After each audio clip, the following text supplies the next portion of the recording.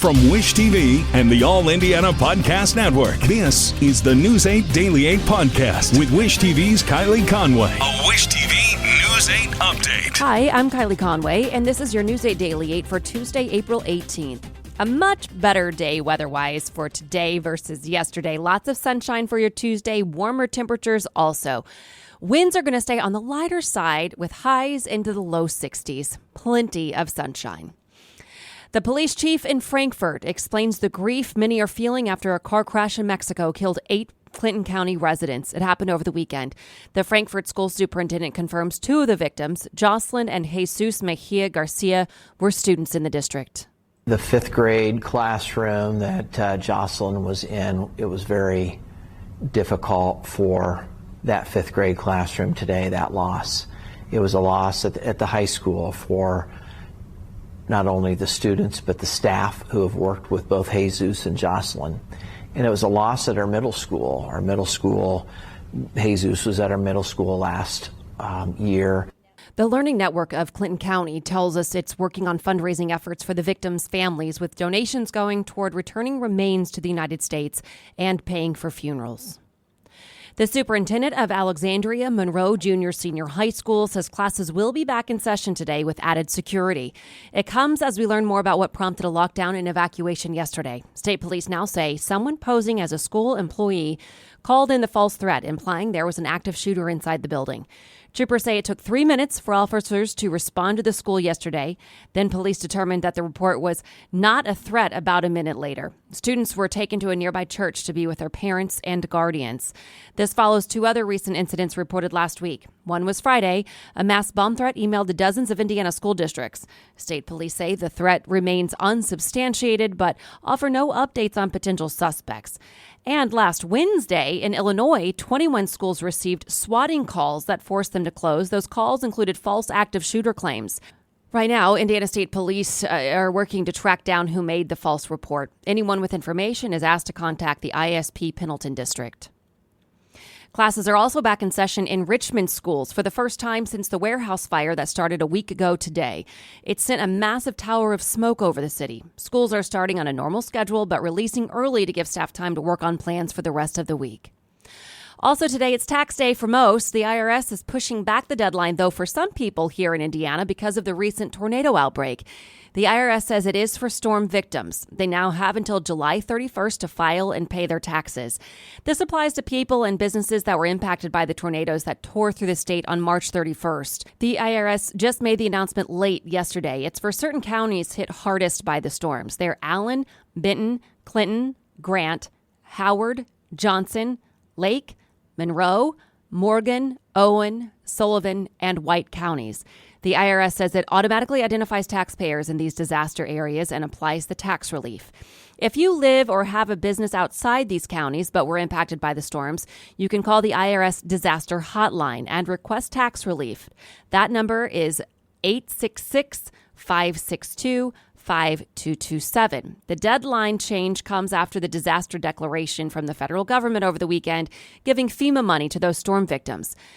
Now, for the rest of us, taxes are still due today. The IRS says the most common mistakes on tax returns are missing or inaccurate Social Security numbers, misspelled names, and wrong wages and income numbers. An assistant professor of accounting at Purdue says today is a good time to start thinking about next year. Plan the year prior. Make sure that you're collecting all your receipts, collecting all your relevant information that you'll need to complete your tax return, and keep that in a pretty central place, because the hardest thing, the thing that pulls most people up whenever it comes tax time, is they know that they've got something running around, but they don't have that organized. If you need some help filing your taxes or need an extension, there is some good news. The IRS is touting improved customer service thanks to a boost in funding from Congress to revamp the agency. Yesterday, it said taxpayers who called the IRS had an average wait time of 4 minutes this tax season compared to 27 minutes last year. Plus, they answered 2 million more calls and served 100,000 more people in person.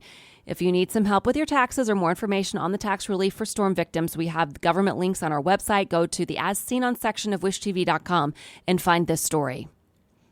Rescue crews said they are struggling to use sonar technology in their search for 2 missing IU students at Lake Monroe. The DNR says high winds and strong waves are making it difficult. As we've reported, the DNR says Siddhant Shah and Aryan Vaidya never resurfaced while swimming Saturday. Conservation officers say their group got out to swim, but it was windy and the water was chilly.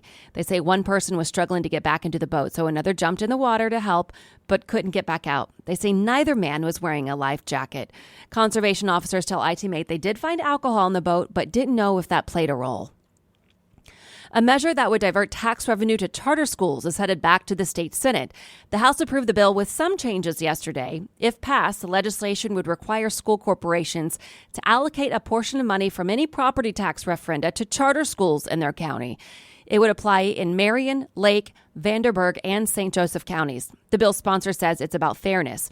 Opponents say charter schools are not governed by elected school boards and shouldn't get the funds. The bill already passed the Senate but must go back due to changes made in the House. An overhaul of the state's mental health system is also headed to the Senate. The House passed it yesterday. The bill sets up a framework for the new 988 crisis hotline. It also establishes community clinics and mobile crisis teams. The Senate already unanimously approved the bill, but will have to re-vote because of changes made in the House. House Speaker Kevin McCarthy is pledging to raise the nation's debt ceiling with conditions. He previewed his plan at the New York Stock Exchange yesterday. McCarthy says he would lift the debt limit as long as future federal spending is capped at 1% increases. He also criticized the Biden administration for refusing to negotiate. The White House responded, accusing McCarthy of high-risk hostage-taking. It also re-upped pressure on the Republican to approve a debt ceiling increase with no conditions. A GoFundMe has raised more than $2.6 million to help a black teenager who was shot by a white man in Kansas City, Missouri. The account was just set up yesterday. Police say an unarmed black 16-year-old Ralph Yarl was picking up his younger siblings last Thursday and mistakenly went to the wrong address. When Yarl rang the doorbell, police say a white man, 84-year-old Andrew Lester, opened fire through a locked glass door, shooting Yarl in the head and arm. Yarl has been discharged from the hospital. The GoFundMe is to help in his long road to recovery. My heart goes out to the child and family involved in this case. My goal during this process has been and will remain to be seeking justice for him. Lester told police he thought Yarl was trying to break into his home. Prosecutors filed first-degree assault and armed criminal action charges against Lester yesterday. The county prosecutor says there is a racial component to the case, but charging documents do not mention that. A grand jury in Ohio has decided 8 police officers in a deadly shooting will not face charges. Jalen Walker was killed during a chase after a traffic stop in Akron. Investigators say Walker fired first. Moments later, the officers fired 90 shots in a few seconds, hitting him 46 times. The grand jury heard testimony and watched video released about a week after last June's shooting. Ohio's Attorney General David Yost says a state investigation found Walker fired a shot while he was in his car, then jumped out while it was still moving, ignored commands to stop and show his hands, and reached to his waist. The officers then started firing. Investigators later found Walker had left his gun in the car. The attorney for Walker's family spoke about the grand jury's decision. Hearing the family this afternoon when we had to deliver the most horrible news was truly one of the worst moments of my life. The city has set up a protest zone through at least the rest of the week. The mayor is asking for people to protest peacefully and not use violence. Lilly is expanding an already massive investment in Boone County. The company announced a $3.7 billion commitment yesterday as it broke ground on the LEAP Innovation Park in Lebanon. That's $1.6 billion more than what Lilly initially planned. Lilly CEO David Rick says the development will create 700 jobs. Lilly also announced it will invest $15 million over 5 years to the Ivy Tech Foundation. The funds will be used to create up to 1,000 scholarships for people interested in pharmaceutical manufacturing careers. Lawrence is working on where to place charging stations for electric vehicles, and the city wants help deciding. Leaders announced yesterday a $90,000 grant to study placement, types, costs, and maintenance of the charging stations. Officials say they'll hold public input sessions as part of the process and present results in a study later this year. A popular Disney Films tour will make a stop in downtown Indianapolis later this year. Disney Concerts says Encanto, the sing-along film concert, will perform at the Old National Center. Fans will be able to sing favorites like We Don't Talk About Bruno during the film. Tickets for the September 20th show go on sale this Friday. Disney says the tour will also make stops in Evansville and Fort Wayne. To business headlines, Bank of America reports earnings today. It is forecast to see a surge in net interest income thanks to the Federal Reserve's rate hikes over the past year. But predictions for Bank of America's bottom line are more muted, with analysts forecasting a drop in the bank's profits compared to J.P. Morgan posting a 52% gain. Bank of America, BAC, is one of the largest financial institutions in the world, with total assets of $3 trillion under management. Of the 30 S&P 500 companies comprising 10% of the index that reported results so far, 90% have trounced earnings estimates. That marks the best upside surprise in the first week of a reporting period going back to at least 2012. Earnings season is still early, but J.P. Morgan Chase, Wells Fargo, and Citi all were better than expected. Samsung is reportedly considering changing its default search engine from Google to Microsoft's Bing for its lineup of smartphones. Alphabet pays billions of dollars to maintain Google's default search status on mobile phones. Samsung and Google's deal is up for renewal soon and is worth an estimated $3 billion in revenue to Google. T-Mobile continued to outperform the competition for mobile service with a median download speed over 2 times faster than Verizon and Texas-based AT&T. The carrier also won almost every other metric that measured. The 3 main carriers were pretty close when it came to upload speeds, and that measurement came from Ookla. Scientists in Canada say they've developed a cheap and easy way to find out if salmonella is lurking in food. Their method can apparently detect the bacteria within an hour's time and with less setup required than a typical at-home COVID test. They believe that their test could be used by poultry processors, food preparers, and consumers. The nation's largest bridal retailer is filing for bankruptcy. David's Bridal filed for Chapter 11 protection yesterday. It comes after the company announced last week it was laying off 9,000 of its almost 10,000 employees. The company blames changing tastes in weddings and some women opting for thrift dresses. It plans to keep its 300 stores open for now while it looks for a buyer.